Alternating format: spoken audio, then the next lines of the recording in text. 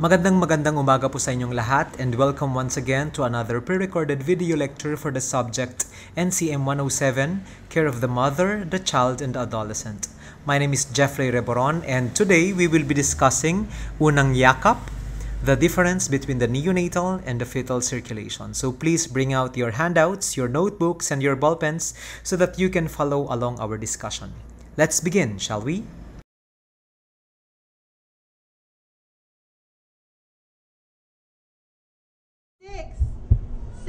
Tuloy-tuloy. 8, 9, 10. Baby out.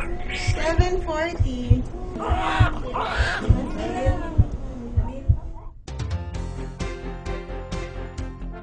What you are about to witness is a video illustrating the step-by-step essential newborn care protocol developed by the Department of Health. This protocol adopts international evidence-based standards set by the World Health Organization. They directly address the Millennium Development Goal of reducing child mortality. The Philippines is among 42 countries that accounts for 90% of deaths among children below 5 years of age globally. Studies have shown that 70% of newborn deaths may be averted during labor, delivery, and immediately postpartum. In short, it is in the first few seconds and minutes of life that every newborn Filipino is given the chance to survive and to have a better life. During those first few moments in the arms of a mother, during the first embrace, sa unang yakap. For this training video, take note of the running time displayed at the left-hand corner of the screen. This indicates the period within which the protocol must be carried out. Let's start with the preparation. Lay out 3 pairs of surgical gloves, 2 of which will be used by the obstetrician and the remaining pair for the pediatrician. 2 warm blankets, a bonnet, cord care set, the erythromycin, vitamin K, and hepatitis B shot. Wash your hands following the prescribed 1, 2, 3, 4, 5 counts for each movement. Put on both sets of gloves. This is the double gloving step. During the first 3 minutes within birth, here are the correct procedures prescribed by the Essential Newborn Care Protocol. Baby out. 7:40. Once the baby is delivered from the perineum, call out the time of birth. Use the first linen to towel dry the body of the newborn. Dry the baby for at least 30 seconds. This will stimulate the baby to breathe. Do not wipe off the vernix, as this continues to provide a natural protective cover for the baby. Do not wash the baby within his first 6 hours of life. Washing could lead to hypothermia and infection. Carry out a rapid assessment of the baby's breathing as you dry the newborn. Remove the wet cloth. Initiate the all-important skin-to-skin contact by placing the baby prone on the mother's abdomen or between her breasts. Place the bonnet on the newborn's head and use the second linen to cover the baby's back, both to keep the infant warm. The next step is removing the first set of gloves prior to handling of the cord. Do not cut the cord immediately. Allow the cord pulsations to stop without milking the cord. Clamp the cord at 2 centimeters from the base of the umbilicus. Apply the second clamp at 5 centimeters from the base of the umbilicus. Cut the cord. Waiting for 1 to 3 minutes or until the cord pulsations have stopped prevents anemia and protects preterms from intraventricular hemorrhages. Inject 10 IU of oxytocin into the mother's arm to prevent uterine atony. While maintaining the skin-to-skin contact, check on the mother's condition and deliver the placenta. Check how heavy her bleeding is and examine her perineum, lower vagina, and vulva for tears. Clean the mother and keep her comfortable. Skin-to-skin contact, or SSC, is essential to creating the bond between mother and child, increasing the chances of overall success of breastfeeding. Allows colonization with good bacteria, protects the baby from hypoglycemia. At about 30 minutes to an hour after birth, the baby will start licking, rooting, and tonguing movements, cues that he is ready to breastfeed. Encourage the mother to nudge her newborn toward the breast to seek out the nipple. Counsel on positioning and attachment. After the baby completes his first breastfeed and detaches from the breast, while he is with his mother, carry out the eye care procedures and administer vaccines. Let the infant remain in the mother's arms as she recovers from giving birth. The newborn stays with the mother as she is brought to her room or the ward. The baby may be washed after at least 6 hours. The Global Infant and Young Child Feeding Strategy recommends giving the baby nothing but breast milk for 6 months. After 6 months of exclusive breastfeeding, the child can continue to breastfeed in addition to other foods up to 2 years of age or beyond. To summarize, here are the step-by-step methods outlined in the Essential Newborn Care Protocol. Drying for at least 30 seconds with rapid assessment of breathing and tone. Early SSC or skin-to-skin contact. Proper cord clamping. Early breastfeeding initiation. Eye care, injections after completion of the first breastfeed. Rooming in. Exclusive breastfeeding for 6 months. As we adopt and embrace the principles of essential newborn care, we are closer to attaining the Millennium Development Goal of reducing child mortality in the country. As we, health professionals in maternal and newborn care, give each newborn a better chance at health and survival. It will mean changing how we move forward. It means doing things differently, using protocols that are evidence-based and time-bound to sustain new life for those first few precious moments in the life of a newborn, in the life-giving embrace of the mother. Unang yakap, yakap ng ina, yakap ng buhay.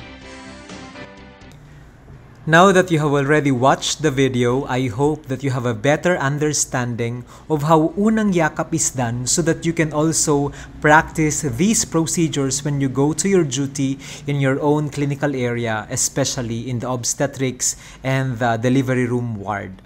Now we will be discussing the difference between neonatal circulation and fetal circulation.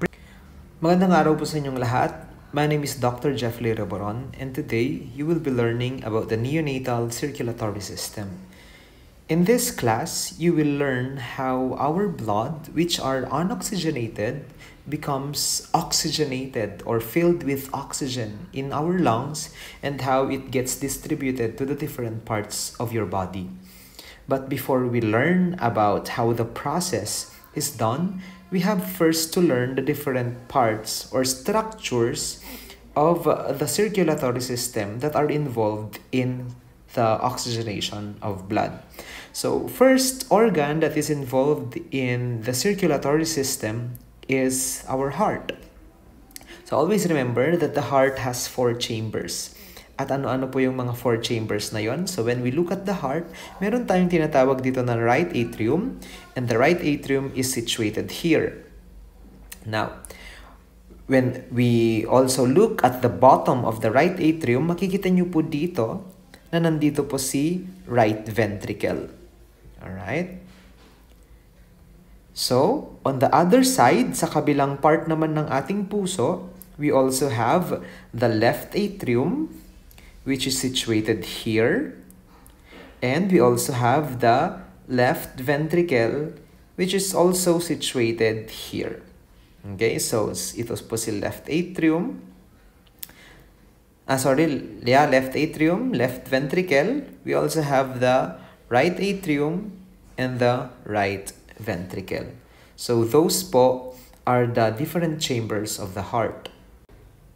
Now another organ that is involved in the circulatory system are the lungs. So as you can see, these lungs will lead to the oxygenation of our blood. So, dinadagdagan niya ng oxygen yung ating dugo so that when this blood goes to the different parts of the body, they will nourish, the oxygen will be used by our muscles and other tissues or cells to get nourished. Alright. So, ano pa yung mga kasama po sa ating circulatory system? We also have the different blood vessels. Yung mga blood vessels po natin, they carry either oxygenated or unoxygenated blood to the different parts of the body. So, lagi po nyong tatandaan yon. Before we proceed to the process of oxygenation, medyo complicated yung diagram dito, but when you get familiar with the different colors of this diagram, mas maiintindihan nyo siya lalo. Now, when we talk about the blue blood vessels, ito po yung nagsisimbolize ng ating mga unoxygenated blood. Okay? So, lagi pong tatandaan na pag color blue po yung ating pinag-uusapan dito na blood vessel, these are unoxygenated blood. So, anong ibig pong sabihin nito? These are blood that does not contain any oxygen. Now, when we talk about the red blood vessels, ito po naman yung mga daanan ng mga dugo which are oxygenated. Okay? So, ang ibig sabihin niyan, meron na po silang oxygen. Now, let's simplify. Always remember po na yung ating katawan, our cells will use blood and oxygen so that they will become nourished para mag-function sila ng maigi. Now, imagine that your body just used a certain amount of blood and yung oxygen niya. So, ibig sabihin, yung dugong yon wala na siyang oxygen. So, what happens is, yung dugo na unoxygenated, they have to go back to the heart and then back to the lungs para ma-oxygenate. So, dito po nagsisimula yung ating circulatory process. So, what happens is when the blood is used by the different parts of the body, including the upper extremities, yung ating ulo, and then the upper body part, and then lower body part, yung mga dugo po, they have to go back to the heart. And saan po sila dadaan? Sabi natin kanina, they will go back using the vein. Ito pong mga vein na ito po yung silang color blue. Okay. So, babalik po sila, aakyat, papunta sa taas. Okay. Now, all of these veins, okay, meron silang dadaanan na parang superhighway. And ito po yung tinatawag natin na anterior vena cava pag yung mga veins na yon ay galing sa upper part of the body. And then, pag yung mga veins naman, magmi-meet doon sa posterior vena cava. There are other books po that say na hindi siya anterior vena cava and posterior vena cava, kundi they use the term superior vena cava, okay, for the upper part of the body. And then, ang tawag naman po dito is inferior vena cava. So, pareho lang po ang ibig sabihin niyan. Yung mga dugo na nanggagaling sa upper part of the body, they will go back to the heart using the superior or anterior vena cava. So, dito po sila dadaan. Alright, so dito po. And then, yung mga dugo naman po which are unoxygenated na galing po sa lower part of the body, they will use the inferior or posterior vena cava, dadaan din po sila papunta dito. So, saan sila pumunta? Both blood that are unoxygenated coming from the posterior vena cava and the anterior vena cava, lahat sila pupunta po dito sa right atrium. Okay po ba? So, nandito po yung ating unoxygenated blood. Now, always remember po na meron pong dadaanan yung mga dugo natin. So, ito pong tawag natin dito is we call them the cusps. Okay. Ang tawag po natin sa cusp na naghihiwalay sa right atrium and the right ventricle is we call it the tricuspid valve. Okay. So, this valve separates the right atrium and the right ventricle. So, ano pong mangyayari? Pag yung dugo po, which are unoxygenated, nandito na po sila sa right atrium, pipitik yung puso. And di ba yung puso natin is, ang beating niya is lub-dub, lub-dub. So, yung lub po, yung unang pitik niya, yung atrium ang pumipitik. So, what happens is, because of the beating of the heart, blood that are in the right atrium are pushed downward. Pumupunta po sila dito sa right ventricle. Okay. So, yung mga dugo po na nanggaling sa ating upper part and lower part of the body, okay, yung mga dugo po na nagaling dito and then galing dito na pumunta sa right atrium, pag pumitik yung puso, ipupush yung dugo papunta sa right ventricle. So, that's what happens. And then, di ba, sabi ko natin kanina, yung lub-dub. Pag pipitik naman yung second beating ng ating puso, yun naman po yung mga ventricles ang pumipitik sa sound na yon. Okay, so what happens? Now, when the ventricles contract, yung dugo po na nandito kanina sa ating right ventricle, they will pass the pulmonary artery. Okay? Ito po yung blood vessel na nagko-connect sa ating heart papunta sa puso. Okay? So what happens?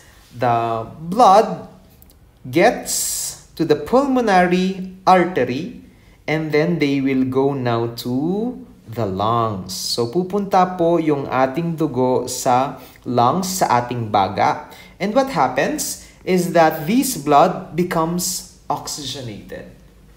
Okay? So anong nangyayari? Yung dugo po kanina na unoxygenated, now they become oxygenated. Okay? So nadagdagan na po ng dugo ng oxygen yung dugo. Now, after the blood gets oxygenated, so nandito na po yung dugo natin, di ba? Oxygenated na po sila, meron na silang oxygen. They will have to go back again to the heart para ma-distribute sa different parts of the body. So what happens? So ito po yon. Dadaan naman po sila sa pulmonary vein. Okay? So pulmonary vein po ang dadaanan nila going back to the heart. So dito po sila dadaan. Okay? And then here, so tatambay muna yung dugo dito sa left atrium. Okay? So, the blood which came from the lungs, dito po, and then dito, pupunta sila sa left atrium.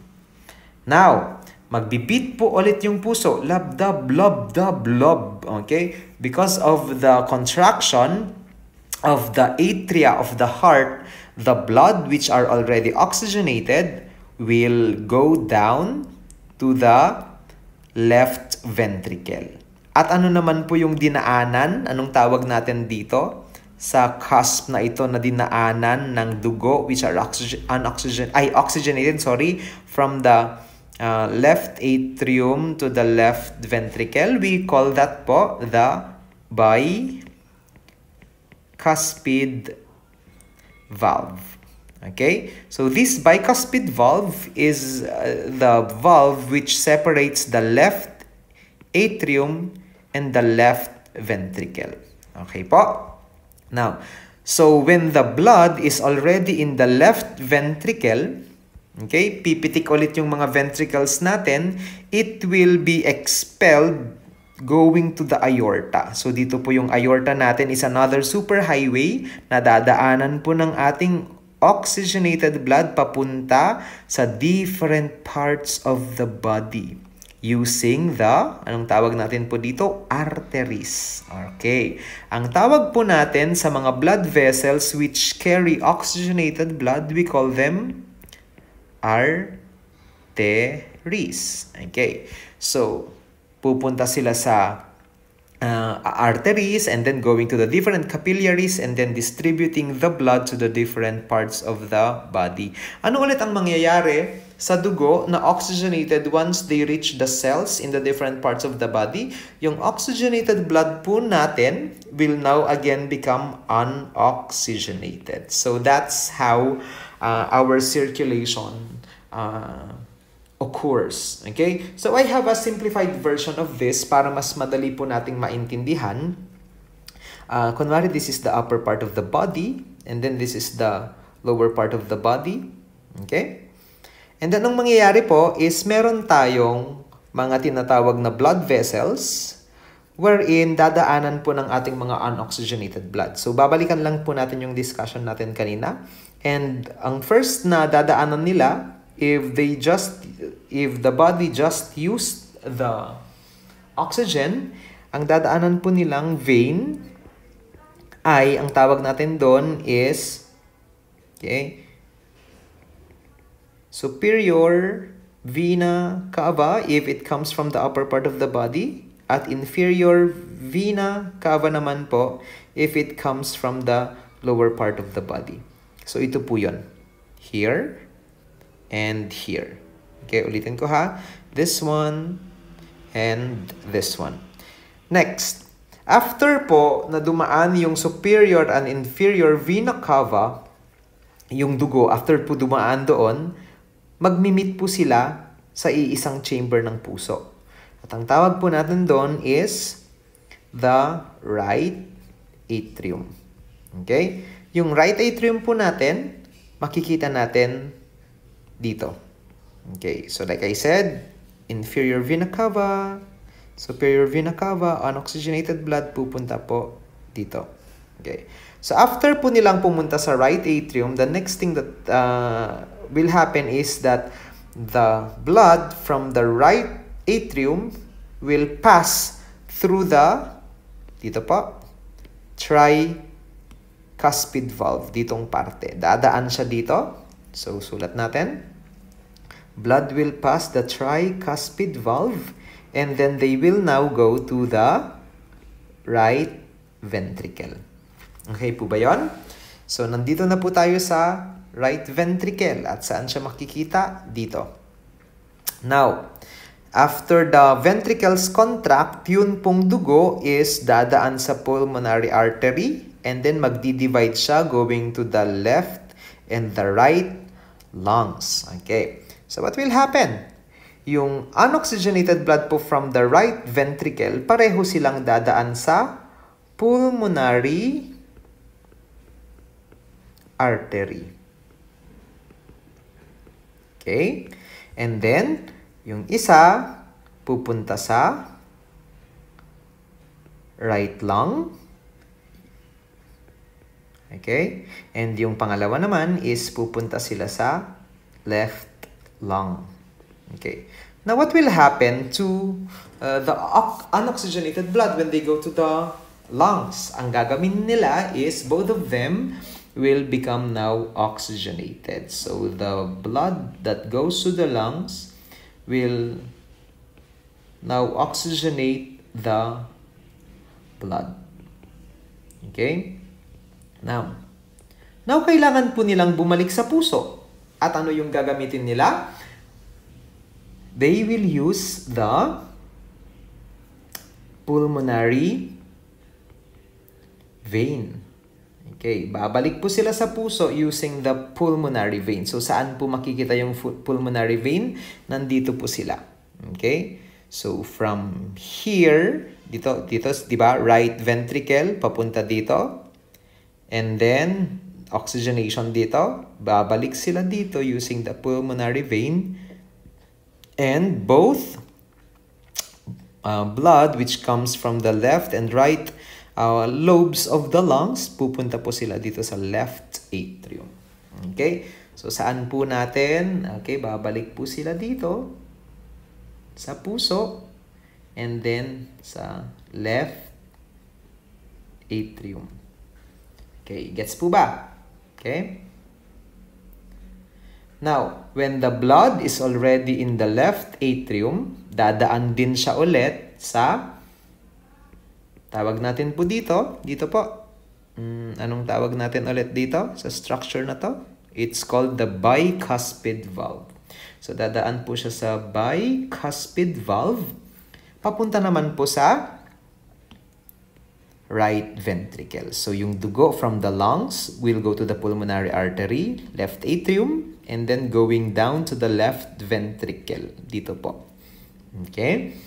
So, nandun na po siya, yung dugo sa left ventricle. Okay. So, pag nandun na po sila sa left ventricle, what will happen? Dadaan po ulit sila sa aorta. All the blood that are oxygenated will go to the aorta to be distributed to the different parts of the body. Okay.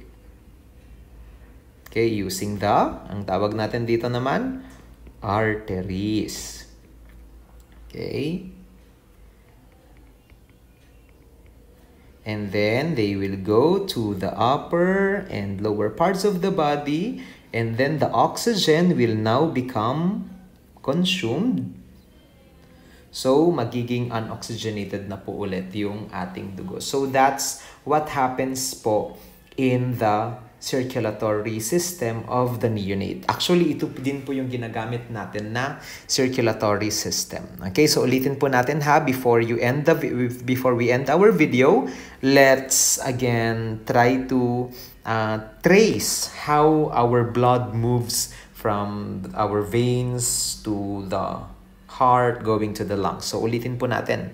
Unoxygenated blood that comes from both upper and lower extremities will go back to the heart using the veins at dadaan po sila sa superior vena cava pag upper parts of the body, and then yung iba naman po is dadaan sa inferior vena cava pag lower parts of the body. Both of them will go to the right atrium. Okay. Now, when the heart contracts, the atria of the heart will push the blood from the right atrium going to the right ventricle, passing the tricuspid valve. So from the right atrium, dadaan sa tricuspid valve going to the right ventricle. Now, when the heart again contracts, the blood from the right ventricle will go to the pulmonary artery. So, dadaan po siya dito. And then, it gets divided into two. Yung iba pupunta sa right, yung iba pupunta sa left lung. And then, the blood will now become oxygenated. Okay? So, yung oxygenated blood po natin, they will have to go back to the heart passing the pulmonary vein. So, dito po sila pupunta pareho. So, both oxygenated blood from the right and the left will now go to the left atrium. Okay. So, when the blood that is oxygenated is in the left atrium at pipitik yung puso, what happens is the blood that is in the left atrium will go down to the left ventricle, pero kailangan niya munang dumaan sa bicuspid valve. Okay po ba? So, left atrium, pupunta sa left ventricle, passing the bicuspid valve. Next, what happens? When the ventricles contract, yung dugo po that are in the left ventricle will also go to the aorta to be distributed to both upper and lower parts of the body using the arteries. Okay? And then again, pag pumunta na sila sa different parts of the body, yung dugo po na oxygenated will now become unoxygenated. Okay? And then, dadaan po sila again sa veins, papunta sa inferior and superior vena cava, pupunta sila sa left atrium. And the cycle, right atrium, sorry. And then the cycle goes on and on and on. So, yun lamang po ang lesson natin for today. And then, on our next video, I will also show you how the fetal circulation looks like so that you will better understand our next topic. So I hope that you remember and take this lesson by heart so that when we proceed to our next topic, which is the fetal circulation, ay mas madali nyo po silang maalala. Magandang araw sa inyong lahat and welcome once again to another pre-recorded lecture for our class in Concepts in Pediatrics. Before we proceed to fetal circulation, we first have a review of how neonatal circulation happens. So always remember that when the rest of your body parts have already consumed the oxygen in the red blood cells, magiging unoxygenated blood na po yung mga dugo. Now, depending on the position of the body part or the tissue, iba po yung dadaanan nila to go back to the heart. Always remember that the unoxygenated blood will pass the veins. Dadaan po sila dito, both in the upper and lower parts of the body. And then, veins po ang dadaanan nila. And then, for the lower part of the body, they will enter the heart using the inferior vena cava. And for the upper parts of the body, they will enter the heart through the superior vena cava. And then after they reach the heart, yung mga unoxygenated blood po natin ay pupunta doon sa right atrium. Now, when the heart beats, the blood that is in the right atrium will pass the tricuspid valve going to the right ventricle. So, nandito na po yung mga dugo na unoxygenated kanina. Now, on the second beating of the heart, yung mga dugo po on the right ventricle will also pass the pulmonary artery. Okay? And then they will go towards the lungs. And yung unoxygenated blood kanina will now become oxygenated. So we will already be using the symbol positive kasi meron na po siyang dugo.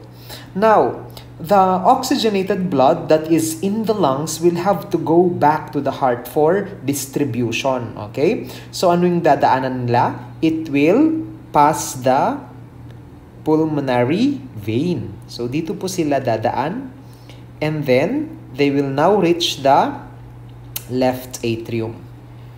Now, pagpitik ulit ng puso, the blood that is in the left atrium will be pushed to the bicuspid valve. Dito sila dadaan and now they will reach the left ventricle.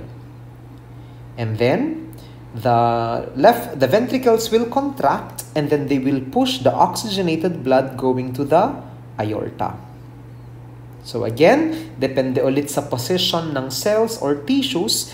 There is an ascending aorta which will distribute blood to the upper parts of the body, and then there will be the descending aorta which will distribute oxygenated blood to the different parts of the body. Ang tawag po natin sa daanan naman ng mga oxygenated blood is the artery.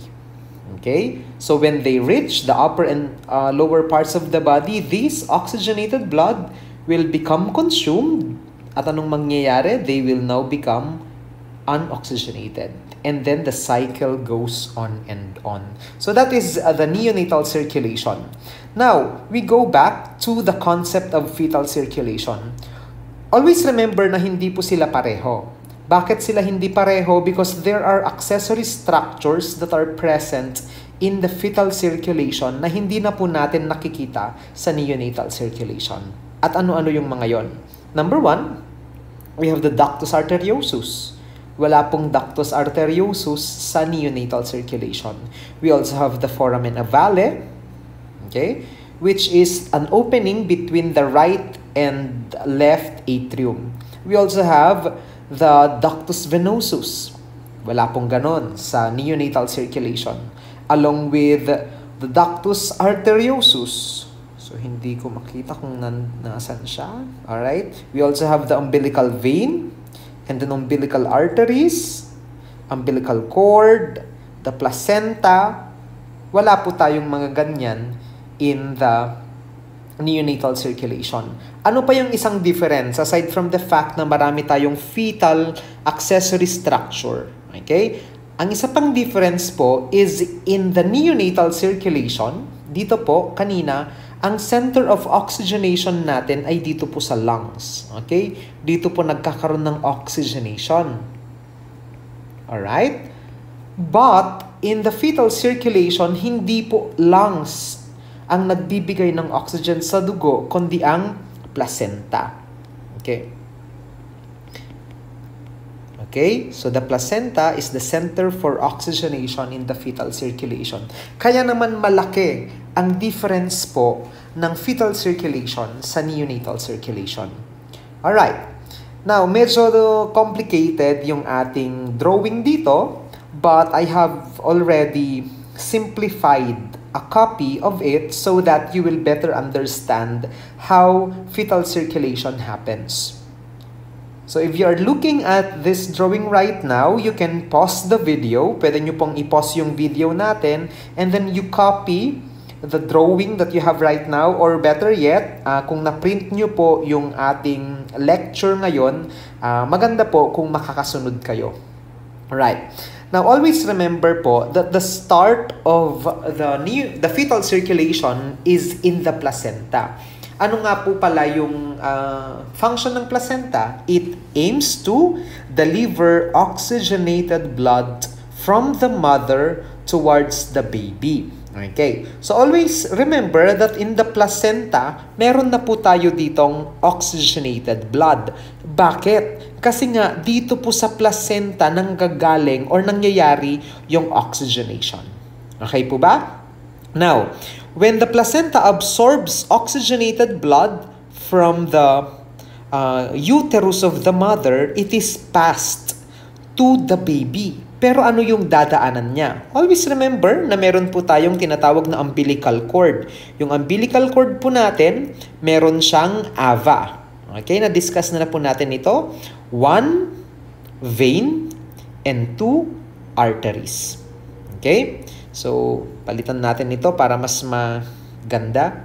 So, 1 vein and 2 arteries.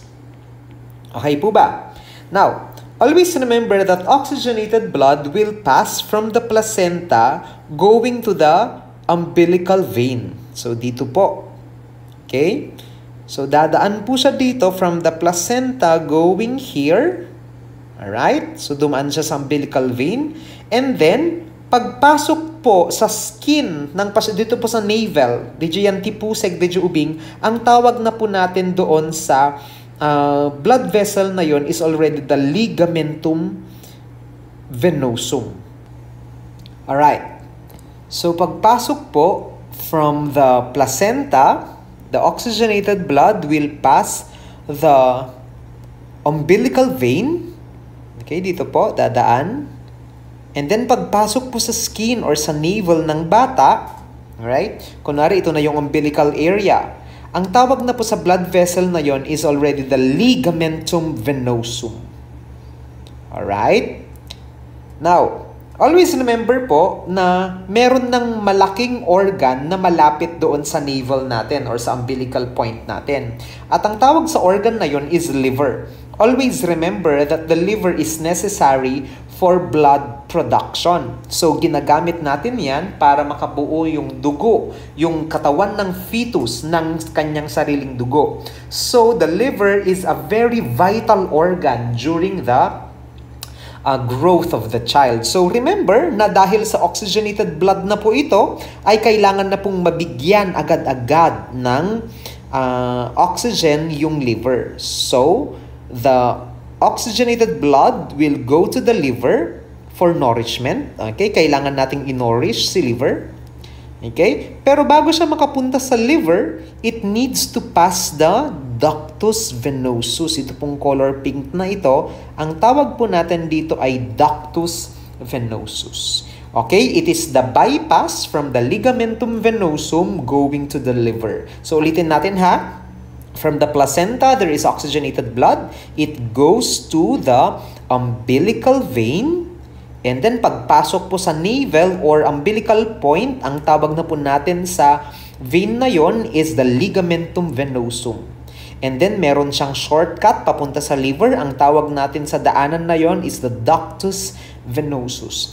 Now, always remember that the umbilical vein or the ligamentum venosum is located on the lower part of the body. Mas mababa po siya kesa sa puso. So, tignan nyo yung inyong puseg or umbilical area is mas mababa kesa sa puso. So, you have to remember na ang dadaanan po ng mga dugo na yon is they will pass from the navel, ligamentum venosum, dadaan po sila sa inferior vena cava. Okay po ba? So, remember, yung dugo po, nandito na. Okay.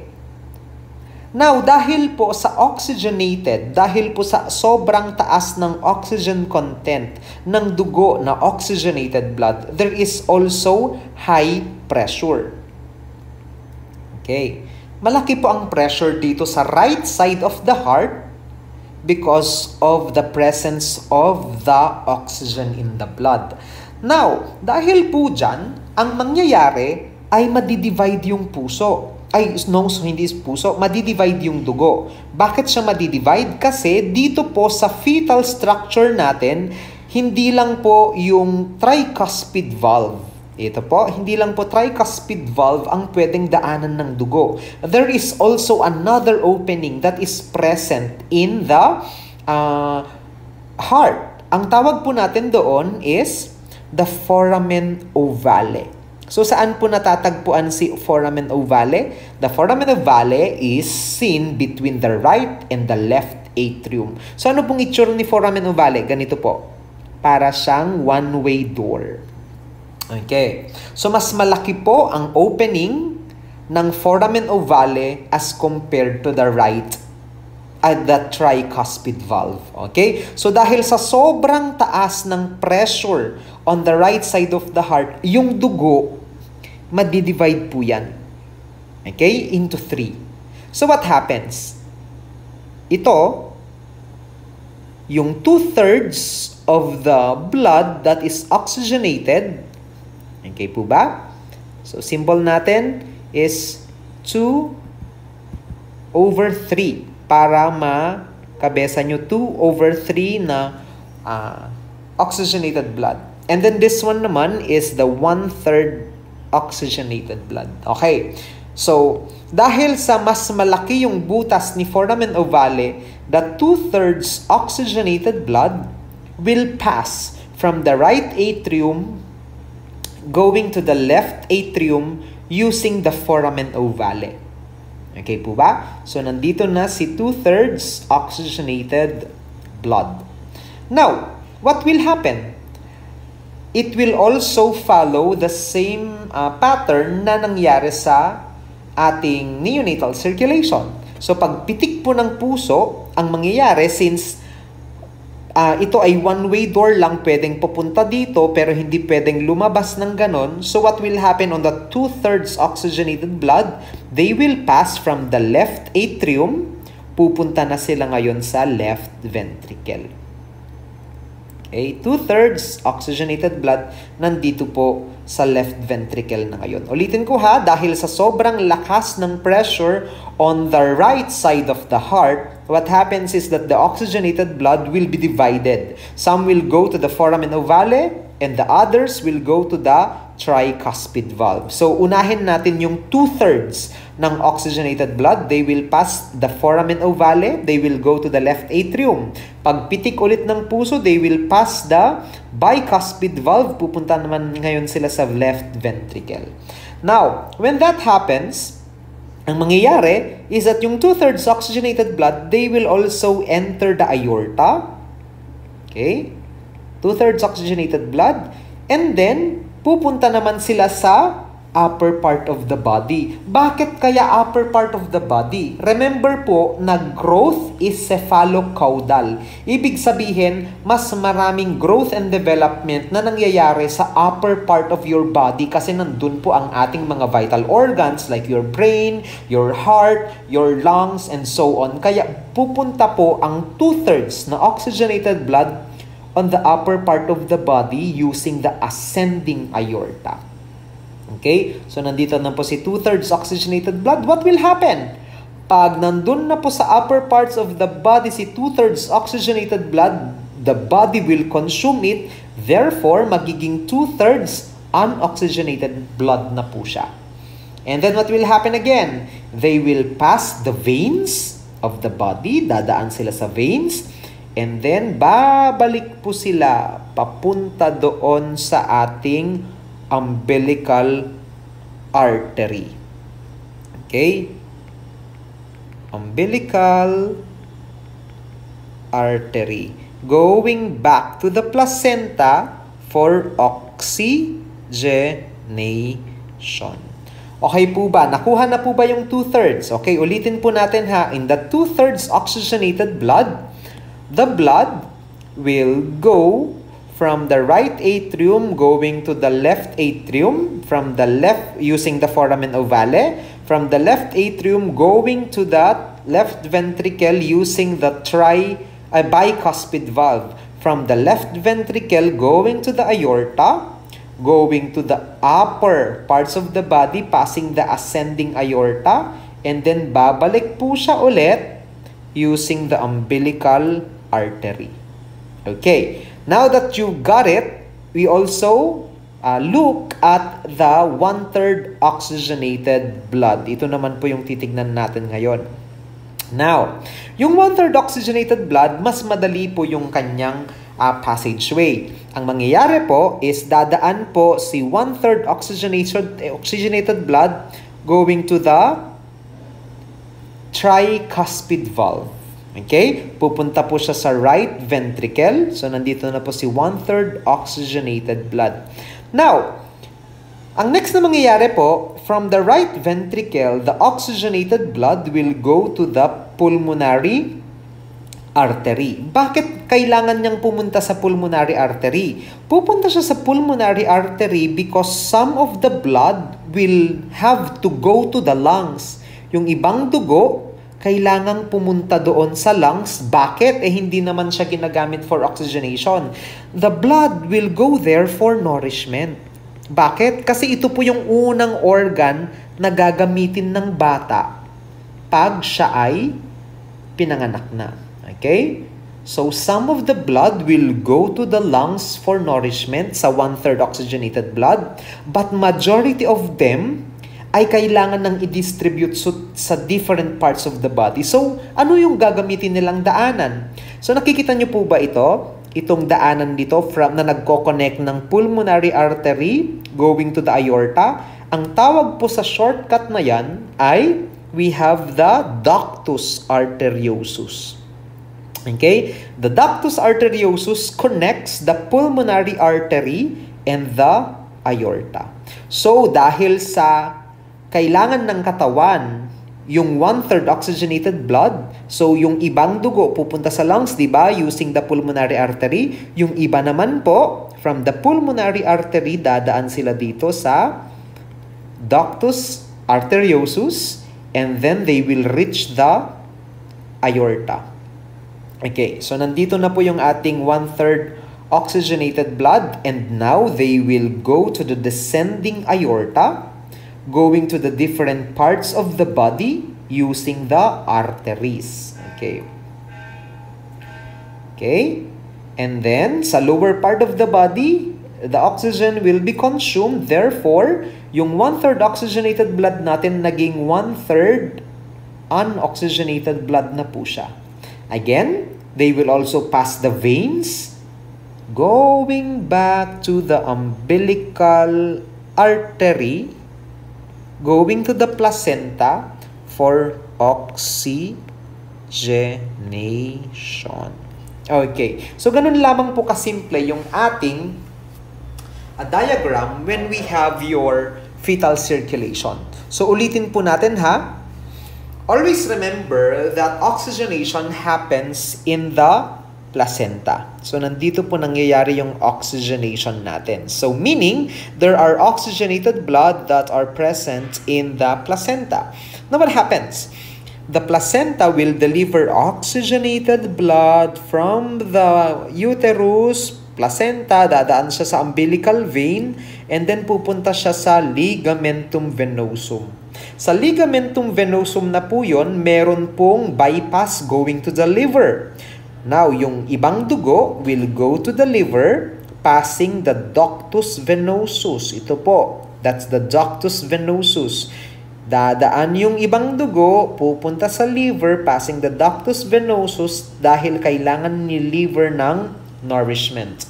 Now, majority of the blood will now enter from the ligamentum venosum, pupunta po siya sa inferior vena cava, and then it will go to the right atrium. Lagi pong tatandaan na dahil sa oxygenated po yung dugo that is found on the right atrium, ang mangyayari is there is a very high pressure on the right side of the heart. Dahil po dyan, yung dugo mahahati sa dalawa. Now, bakit siya mahahati? Kasi merong opening dito, meron ding opening dito. Okay, so ano ang mas malaking opening? It's the foramen ovale. So malamang doon dadaan si 2/3 oxygenated blood. Alright, now we talk about the journey of the 2/3 oxygenated blood. So dahil sa sobrang lakas ng pressure on the right side of the heart, the 2/3 or majority of the blood will pass from the right atrium going to the foramen ovale, going to the left atrium. So nandito na po yung ating 2/3 oxygenated blood. When the heart pumps again, the fetus heart pumps, dadaan po yung 2/3 oxygenated blood papunta po sa bicuspid valve, and then it will enter the left ventricle. So nandito na po yung ating 2/3 oxygenated blood. And then what happens? It will now enter the aorta. So nandito na po si 2/3 oxygenated blood. It will be distributed to the ascending aorta through the arteries. Bakit po sa upper part of the body mapupunta yung 2/3 oxygenated blood? Dahil po, growth is cephalocaudal and majority of the vital organs that we have are found on the upper parts of their body. Okay? So yung 2/3 oxygenated blood po, anong mangyayari? They will now be consumed by the body at magiging 2/3 unoxygenated blood na po siya. They will enter the veins, and then pupunta na po sila pabalik doon kay umbilical artery. Okay? And then they will go back to the lungs for oxygenation. Now, we also talk about the 1/3 oxygenated blood. What happens? In the 1/3 oxygenated blood, when the atrium of the heart pumps or beats, ang mangyayari, they will be pushed downwards, passing the tricuspid valve, going to the right ventricle. Pag nandun na po sila sa right ventricle, magko-contract ulit po yung lower part of the heart. Okay? And then pipitik po ito, yung ibang dugo na 1/3 po, they will pass the pulmonary artery. Saan po sila pupunta? Some of them will go to both left and right lungs. Bakit kailangan pumunta doon? For nourishment. And then what will happen next is that majority of the lungs that are found in the 1/3 will now go to the aorta. Saan po sila dadaan? They will pass the ductus arteriosus. Ito po yun. Okay? Dito po. And then the 1/3 oxygenated blood will go to the descending aorta, passing the different arteries. And then the 1/3 oxygenated blood will now become unoxygenated kasi i-consume na siya ng different parts of your body. They will pass the veins, dadaan po sila dito pabalik, and then going towards the umbilical artery, going back to the placenta for oxygenation. So that is how simple fetal circulation is. But if you want to have a simpler approach, let's try an algorithm. Okay? So, start po natin dito.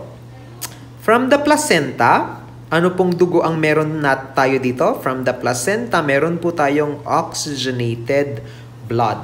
What will happen? The blood will go to the umbilical veins. Okay? Meron po tayong oxygenated blood dito. And then from the umbilical vein, so nandito na tayo, right? Okay, dito na po. From the umbilical vein, papasok yung dugo sa ligamentum venosum. Okay, so nandito na po yung dugo. Always remember that there is an organ here called the liver na kailangan ng nourishment. So some of the blood will go to the ductus venosus para makadating sa liver. Bakit kailangan pumunta sa liver? Because of the need for nourishment. Okay. Now, yung ibang dugo naman, they will pass the inferior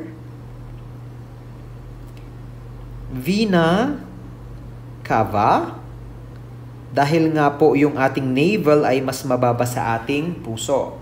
Now, in the inferior vena cava, papasok na ngayon yung dugo sa right atrium. In the right atrium, remember, mataas po yung pressure. So what will happen? Because of the very high pressure, mahahati yung dugo. Yung isa, magiging 2/3 oxygenated blood. Yung isa, magiging 1/3 oxygenated blood.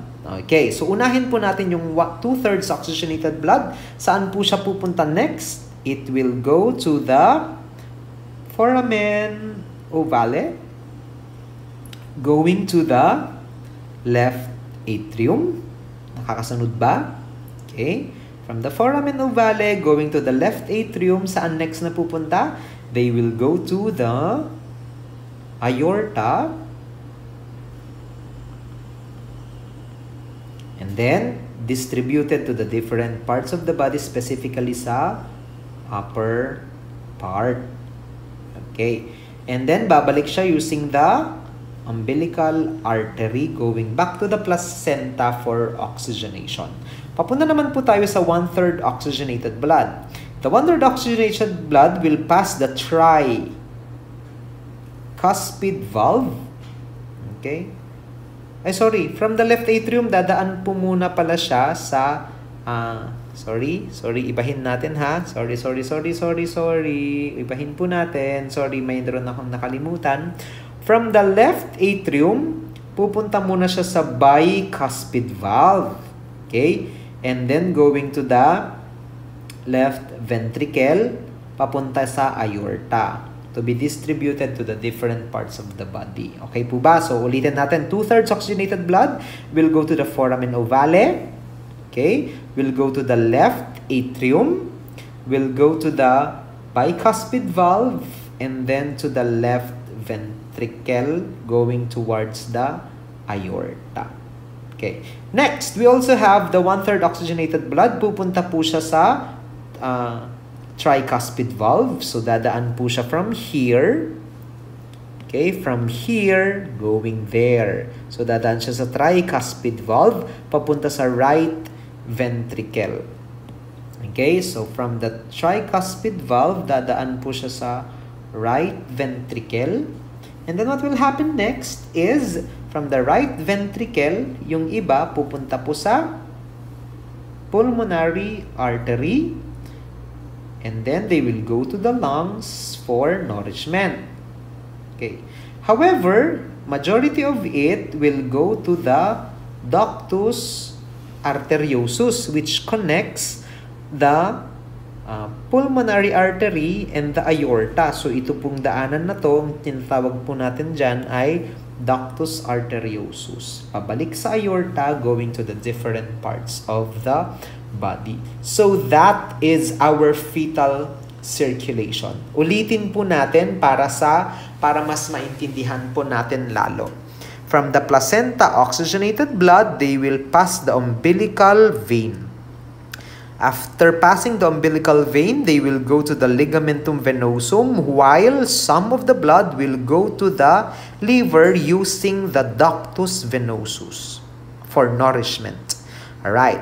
Now, Other blood will go to the oxygenated blood will go to the inferior vena cava. Papasok sila sa right atrium.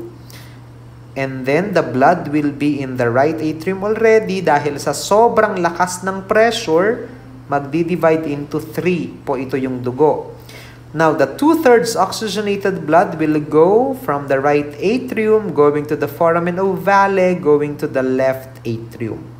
Pagkatapos po niyan, yung 2/3 oxygenated blood will pass the bicuspid valve dito, going to the left ventricle.